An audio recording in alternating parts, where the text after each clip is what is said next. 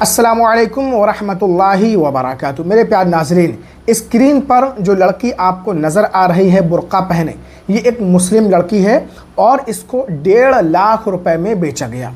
अब सवाल ये है कि ये लड़की है कौन, कहाँ की रहने वाली है, इसे 1.5 लाख रुपए में क्यों बेच दिया गया और बेचने के बाद इस लड़की के साथ क्या क्या हुआ, आइए खुद हम इस लड़की की जुबानी सुन लेते हैं। एक छोटी बहन है जो घर में कुछ नाइत्तेफाकी हुई थी, थोड़ी नाराज़गी हुई थी, तो ये बच्ची घर से निकली और रेलवे स्टेशन से ये अपने रिश्तेदारों के पास जाने के लिए, परभनी जाने के लिए रेलवे स्टेशन के ऊपर पहुंची। बात किए कि कहाँ जा रहे हैं, क्या कर रहे हैं करके, और बात करने के बाद इसको पानी पिलाने के बहाने उन्होंने कुछ पानी पिलाया और इसके बाद ये लड़की जो है ये गुनूदगी में आ गई, एक तरीके के नशे की हालत के अंदर आ गई। और जब इसकी आंख खुली तो ये बंबई में थी। बंबई में कुछ दिन ये दोनों मियाँ बीवी ने इसको रखे। ये जैसे ही घर जाने की बात करती, इसको फिर पानी पिलाया जाता और वो पानी पिलाने के बाद है तो फिर ये गुनूदगी की हालत के अंदर आ जाती। तो लगातार इसको जब जब भी ये घर जाने की बात करती तो इसको कुछ पिलाया जाता और इसके बाद ये लड़की को फिर मुंबई से इंदौर लेकर गए। मुंबई से एक और महिला इनके साथ जुड़ी, यानी कि 2 महिला 1 पुरुष हो गए।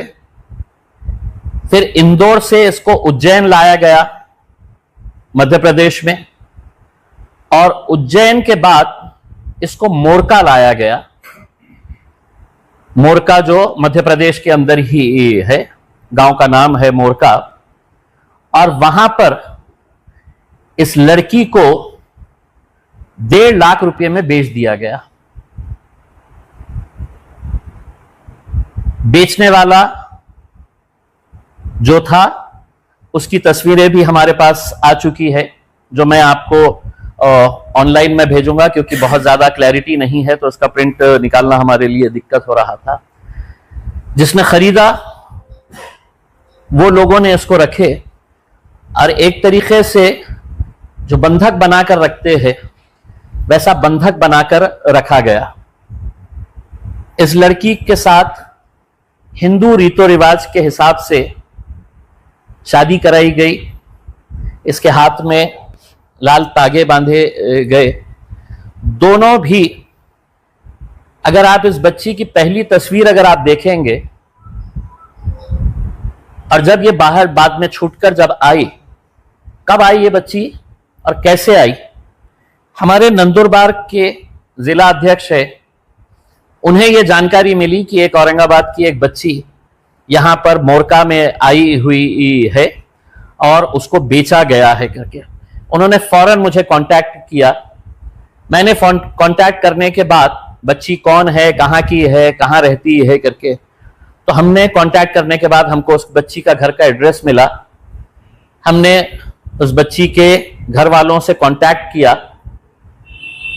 रात में 10 बजे मुझे ये जानकारी मिली थी कि ये बच्ची यहां पर मोरका में है, और रात में 1 बजे हमने उनके घर वालों को ढूंढा। घर वालों को ढूंढकर हमने उनसे पूरी जानकारी हासिल किए।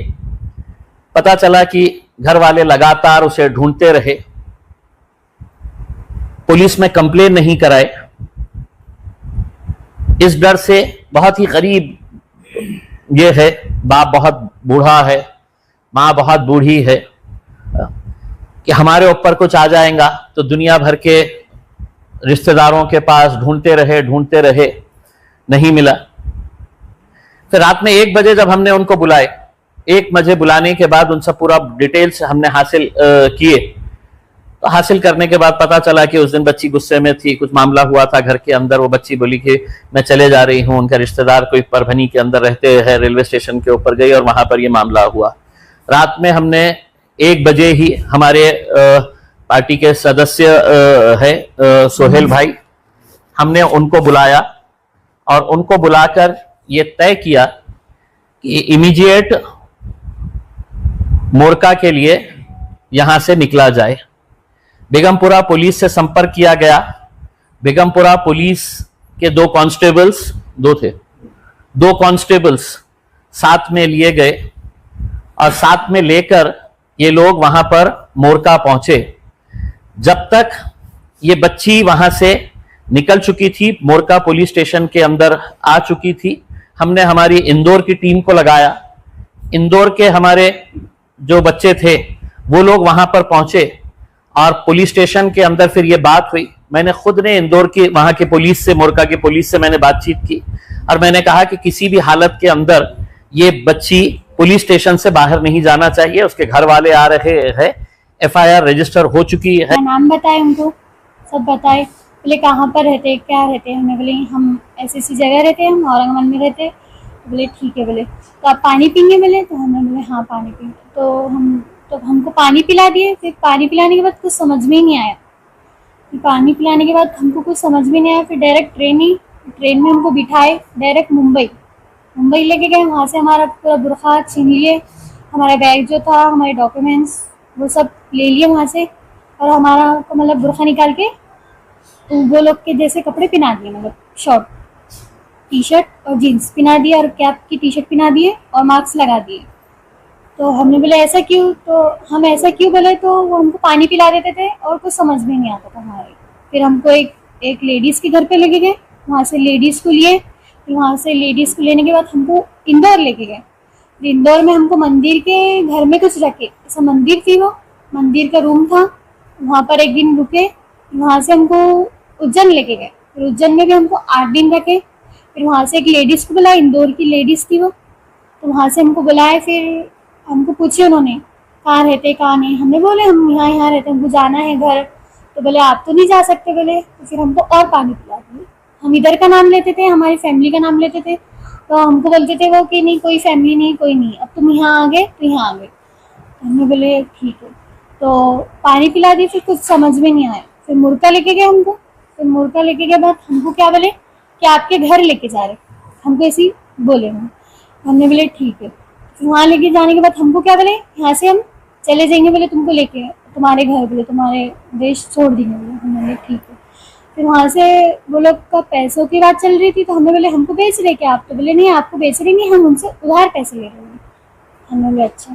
तो फिर हम पैसे दे रहे, देने को फिर वो लोगों ने वीडियो स्टार्ट करे, तो हमने बोले हम चले जा रहे।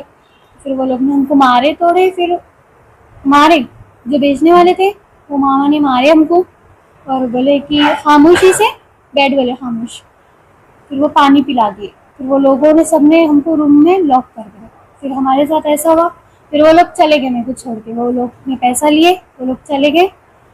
फिर मेरे साथ मतलब ज़बरदस्ती शादी कराए। फिर शादी कराने के बाद तो मतलब बहुत बुरा सलूक करते थे, रूम में लॉक कर देते थे और नशा कराते थे और बाहर से दरवाज़ा लॉक करके चले जाते थे। और फिर बाहर कौन आते थे कौन जाते थे कुछ पता भी नहीं चलता था। फिर बहुत मारते थे, तोड़ते थे। और उनका जो बड़ा बेटा जो था तो उन्होंने हमको सलिए से मारे थे, सलिए से पीठ पे, सर पे मारे थे और बहुत बुरा मारते थे। और दिन भर खाने को कुछ नहीं देते थे, पीने को भी नहीं दो। और पानी का बोले थे तो बोलते थे कि बॉडी पे से लाओ पानी। तो मेरे प्यारे नाजरीन, मैं अपने बहन भाइयों से गुजारिश करता हूं और लड़कियों के माँ बाप से कि अपनी बहन बेटियों की हिफाजत करें।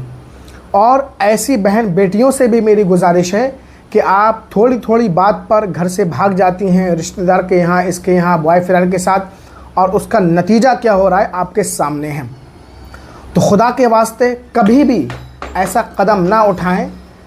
माँ बाप से नाराज़ होकर घर से ना भागें। अगर कुछ बात हो भी जाती है घर में रहें, 1-2 दिन बाद मामला ठीक हो जाता है। लेकिन आजकल हमारी लड़कियां समझती नहीं हैं और वो जज्बात में आकर के भाग जाती हैं घर से, और फिर उनके साथ कैसा बर्ताव होता है, क्या होता है, इस वीडियो में आपने देख लिया। तो सबक हासिल करने की ज़रूरत है इस वीडियो से, इसीलिए मैंने ये वीडियो बनाई है। और इम्तियाज़ जलील साहब का मैं बेहद शुक्रगुज़ार हूँ कि आज उनकी वजह से एक लड़की अपने घर वापस पहुँच पाई, जिसकी है ना नन मुस्लिम रीति रिवाज के मुताबिक शादी हो चुकी थी, उसको बंधक बनाया गया, किडनैप किया गया, पता नहीं क्या क्या किया होगा, अल्लाह बेहतर जानता है उसके साथ। लेकिन हमारे मुसलमान लोग क्या करते हैं, वो इंसान जो हर मौके पर उनके साथ कदम से कदम मिलाकर चलता है, हर दुख दर्द में उनके काम आता है, उन्हें सपोर्ट करता है, वो मुसलमान उसके साथ नाइंसाफ़ी करते हैं और इलेक्शन में उसको हरा देते हैं। इम्तियाज़ जलील साहब की बात कर रहा हूँ, औरंगाबाद के। वीडियो बनाने का मकसद अवेयरनेस करना है, ज़्यादा से ज़्यादा शेयर करें ताकि फिर कोई बहन अपने घर से ना भागे और उसके साथ ऐसा ना हो। अस्सलामु अलैकुम व रहमतुल्लाहि।